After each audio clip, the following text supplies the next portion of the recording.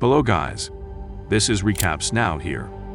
Today, I will explain the American fantasy movie called Age of Adaline.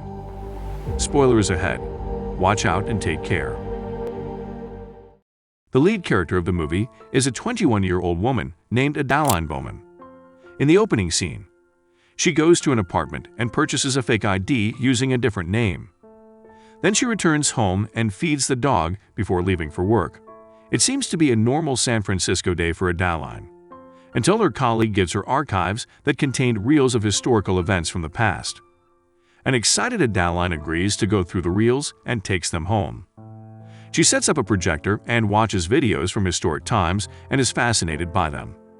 We are told that Adaline was born on 1st January 1908. She married a man called Clarence James in 1929 and gave birth to a baby girl 3 years later only, and her name was Fleming. Adaline was extremely happy, but her life changed within a blink of an eye.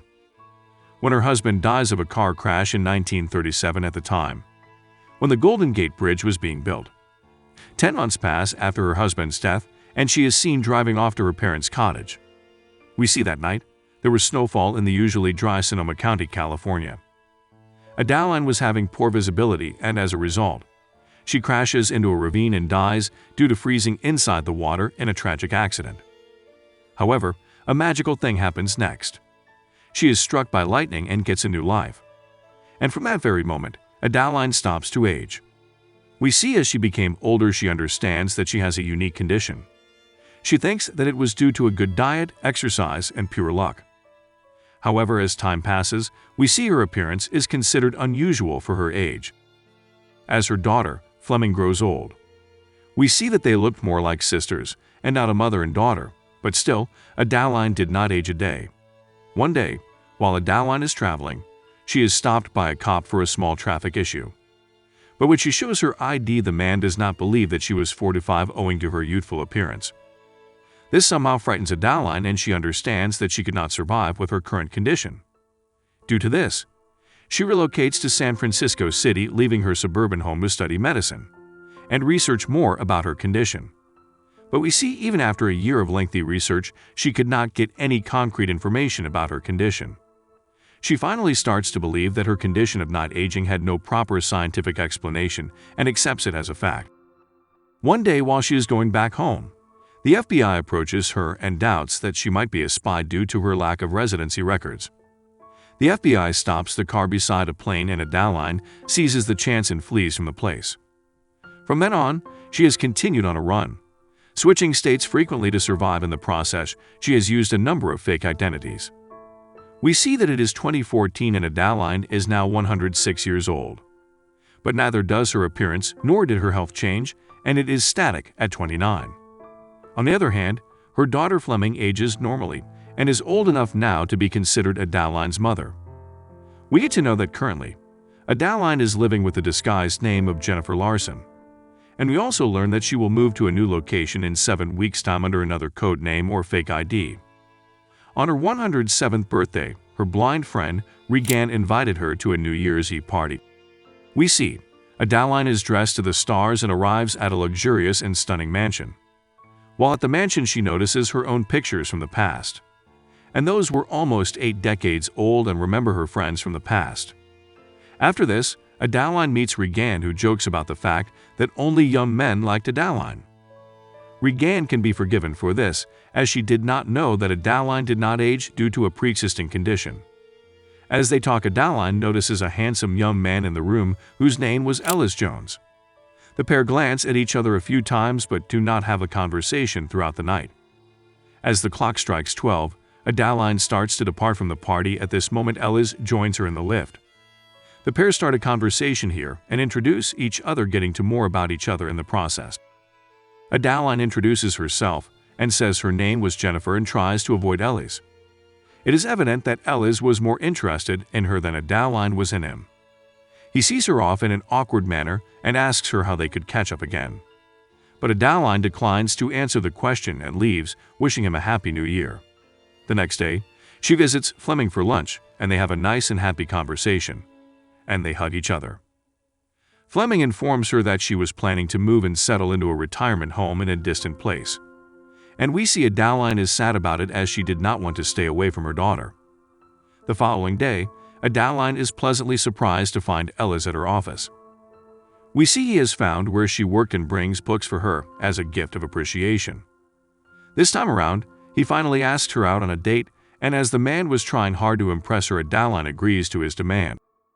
She tells him to take her to a place in San Francisco, where she had never been to. Ellis takes it as a challenge and takes her to a newly found historic tunnel. Adaline is highly impressed by the young man and asks him several questions. However, when he asks about her, she only replies that she lived with her dog. Before she leaves, Adaline reveals to him her next plans to shift to a new state soon.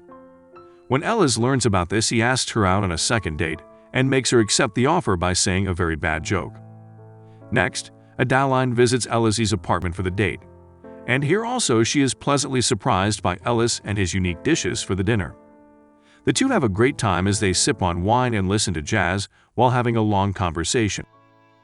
Ellis then informs her about his father, who is an astronomer, famous for inventing a new and unusual comet. Here he also informs her that the New Year's party was not the first time he saw her. In fact, he had seen her before that when she was sitting near the library wearing a blue dress and instantly fell for her. The two gaze into others' eyes and come close to each other, but Adaline moves away. She was not ready to act on her feelings for him. She basically fears to be close to anyone or any sort of commitment, as she was always on the move and has to change her identities frequently. Ellis is disappointed by her, but hides it and instead asks her more about herself. She is overwhelmed by his words, and they begin to accept each other. The next morning, when Adaline goes to work, she passes a park and remembers the past, when a man was seen waiting for Herb at the same place and who wished to marry her. But Adaline had to turn him down due to her condition. After a while, Adaline goes to her house and finds her dog lying limp on the floor. She quickly takes him to the vet and comes to know that the poor animal's kidneys failed. The doctor says it was best to put him down. Later, she returns home and looks at her pet album. It had the pictures of the dogs she owned throughout her life. It is nighttime, and Adaline is walking home when Ellis presents her with a bouquet of flowers. We learn that he had left many messages to her which she did not answer, so he went out of the way to find her address from her office. Adaline informs him of her dog's demise and also says that he should not have invaded her privacy.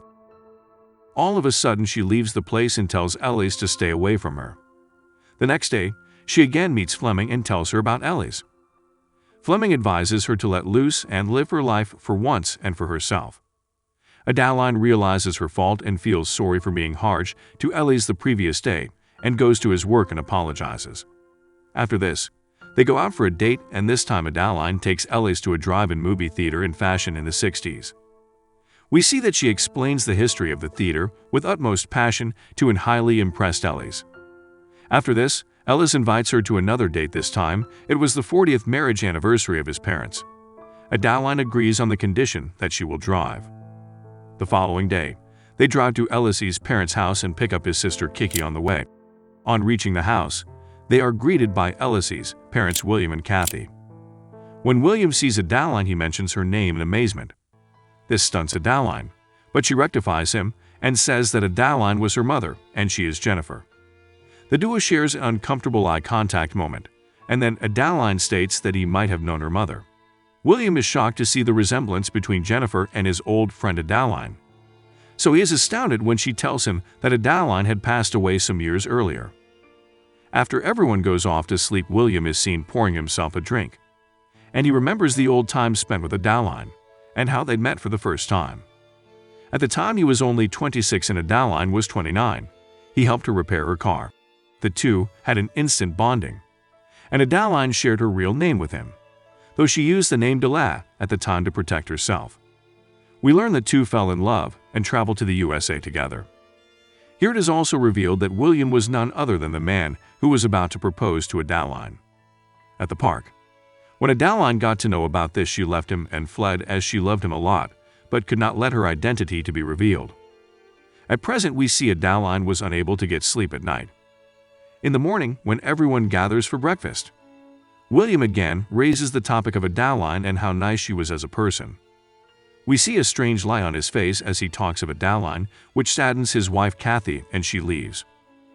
William follows her inside and discovers that she felt herself as the second option, to which William assures her that was not the case and he loved her.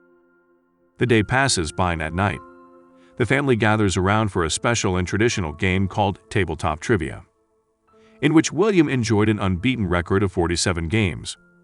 While they are talking, Kiki says that the comet William found is called Adaline. The family thought it was named after William's aunt, but Adaline understands he named it after her. She felt emotional, but held back the tears and continued playing. We see she finally wins and breaks William's winning record, which surprises everybody. A while later, when she is out for a walk looking at the sky and stargazing, she is surprised to see William, who was also stargazing. Here the two have a nice chat, and he tells her he was about to propose to her mother. Before she leaves, she tells him her mother also loved him back. In the following scene, we see Adaline is sitting in bed with Ellis, and he confesses that he has fallen in love with her and could not imagine living without her. She smiles at him but does not say "I love you" in response to him. Next morning, Adaline goes for a walk and is met by William. He observes a ladybug on her head and assists her to remove it, and see a scar on her wrist while he helped her out, which was identical to that of his friend Adaline. He remembers it vividly because he was the one who bandaged the wound for her, and even had a picture of the two when her hand was bandaged. At last, he asks her the truth and confronts her. Then Adaline reveals everything to him, and says she did not know how and when it started, but she does not age. She also admits to him that it was due to her condition she left him. William then questions her if she would also leave her son. This question overwhelms her, and she runs quickly back to the house. After this, she packs her bag in a hurry and leaves a note addressed to Ellis while he is still in the shower. We see that, like always, Adaline decides to run away again so that she does not hurt anybody. After this, she drives away with Ellis's car as William tried to stop her. When Ellis comes out, he is shattered to find the note and questions William about what he told Adaline. William replies she was not ready for the change. He then asks Ellis if he loved Adaline. To this, Ellis says he does because nothing in his life made sense without her, though he has known her for a short time. On hearing this, William gives Ellis the keys to the car and encourages him to search for Adaline. We see Ellis calls her several times, but Adaline declines. Coincidentally, she stops the car at the place where she had met the fatal accident many decades ago. Adaline remembers the times she had run away from the truth in her life, and here she realizes she really loved Ellis too much and could not stay away from him. Then she calls up Fleming to inform her that she planned to settle down in her life. But just after the call ends, she is hit by a speeding car. As her body lies beside the road, we see that it was snowing for the first time in 78 years in Sonoma County. As temperature drops further, Adaline freezes to death. At this moment, Ellis arrives in the scene and tries to revive her by performing CPR. Next, we see the paramedics also arrive and give her 750 volts of electric shock by defibrillator paddles. The shock she receives was similar to the one she got in the past, and as a result, she breathes and gets a new life once more. In the next scene, we see Adaline is in the hospital where she is accompanied by her partner Ellis. He apologizes to her for saying "I love you" to her too soon, claiming she also loved him. She then reveals her story to him, and that she was actually 107 years old. Strangely enough, Ellis does not react even after knowing her truth and accepts her like the way she is. The scene shifts and we are shown that a year has passed and Ellis and Adaline are living like a happy couple. Adaline even has a new puppy that Fleming looks after mostly. One night, the pair plan to attend a New Year party, and while she is getting ready, Adaline notices a single gray hair on her head. The movie ends like this, as it is revealed that Adaline had started to age normally again. Thus, the movie ends. Thank you for watching.